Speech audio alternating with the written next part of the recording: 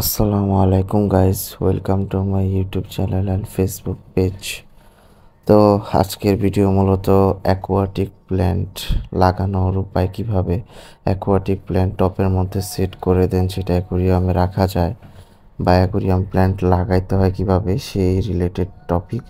তো দেখতেই পারতেছেন আমার একটা অ্যাকোয়াটিক প্ল্যান্ট। এই প্ল্যান্টটা আজকে আমি একটা বক্সের মধ্যে সেট আপ করে দেন অ্যাকোয়ারিয়ামের ট্যাঙ্কে রাখবো। তো এর জন্য ভাবলাম আপনাদেরকে ভিডিওটা শেয়ার করি, হয়তো ইনফরমেটিভ ভিডিও অনেকের কাজে লাগতে পারে। তো দেখতেই পারতেছেন এই গাছটার রুট অনেক বড় হয়ে গেছে। সো ছোট্ট একটা পাত্রের মধ্যে আমি আজকে এই প্ল্যান্টটা লাগাবো।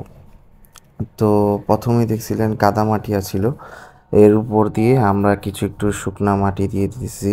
তো এই ক্ষেত্রে সবচেয়ে প্রয়োজনীয় বিষয় যেটা লক্ষ্য রাখতে হবে, যে আপনারা যে মাটিটা ব্যবহার করবেন এই মাটির মধ্যে কোনো প্রকার যেন সার না থাকে। সার থাকলে তাহলে এই জিনিসটা পানির সাথে মিশে যাবে এবং পানি দূষিত করতে পারে। সার ছাড়া নর্মাল মাটি দিতে হবে এবং মাটি দেওয়ার পর দেখতেছেন চামচ দিয়ে আমি পুরো আস্তরটা সমান করে দিতেছি। সো আমার এই বক্সটার উচ্চতা হয়তো 4 ইঞ্চির মতো হবে। তো আমি 2 ইঞ্চি মাটির প্রলেপ দিছি।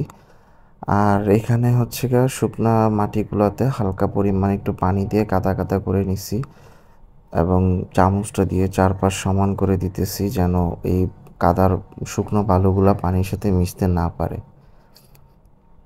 আমার এই প্ল্যান্টটার রুট অনেক ছড়ায় গেছে, বাট এখান থেকে নতুন কোনো চারা পাইতেছিলাম না, কারণ এটা এতদিন ছোট্ট একটা পাত্রের মধ্যে রাখা ছিল। তো এরপরে যেটা লাগবে লাল বালু। মূলত বিল্ডিং কনস্ট্রাকশনের ক্ষেত্রে এই বালুটা বেশি ইউজ করা হয়। তো এই বালুটা হচ্ছে গিয়ে মূলত আমাদের লাগবে অ্যাকোয়ারিয়ামের প্ল্যান্ট লাগানোর ক্ষেত্রে। তো এই বালুটা প্রথমে আপনাদের একদম পরিষ্কারভাবে ধুয়ে নিতে হবে যেন ময়লা না থাকে, এবং এমনভাবে ধুতে হবে যেন উপরের পানি থেকে তাকালে নিচের বালুগুলো দেখা যায়, একদম স্বচ্ছ বালু। তো এরপর চামচ দিয়ে মূলত বালুগুলাকে এরকমভাবে চারপাশে আমি অ্যাড করে দিব।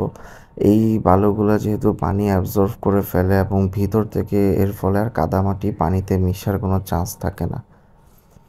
সো পরিমাণ মতো দেখতেছেন আমি একটু চামচ দিয়ে বালুগুলা চারপাশ দিয়ে সমান করে দিতেছি যেন ভিতর থেকে এই কাদা বালু বা কাদা মাটিটা যেন পানির সাথে মিশতে না পারে, এই বালুগুলা সেই প্রোটেকশনটা দিয়ে দিবে।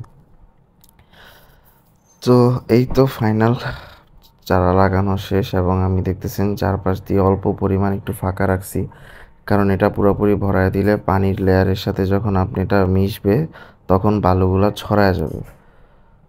সো এই তো দেখতেছেন যখন আমি পানির মধ্যে এটা রাখতেছি হালকা হালকা করে আস্তে আস্তে করে আপনারা এটা চুবাবেন, কারণ ডিরেক্ট যদি দেন সেক্ষেত্রে পানির সাথে বালুগুলা উড়ে মিশে যাওয়ার চান্স থাকে।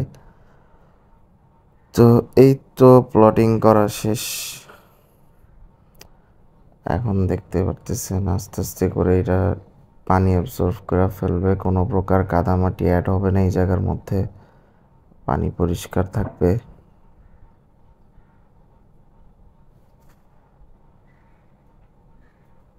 দেখেন এই লাল বালুর কারণে কোনো প্রকার মাটি পানির সাথে মিশে নাই, একদম আলাদাভাবে আছে।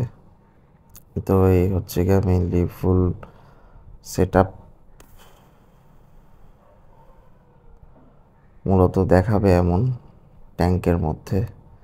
তা আশা করি ভিডিওটি ইনফরমেটিভ হবে আপনাদের জন্য। যদি ভালো লেগে থাকে তাহলে অবশ্যই সাবস্ক্রাইব এবং ফলো দিয়ে রাখবেন। ধন্যবাদ।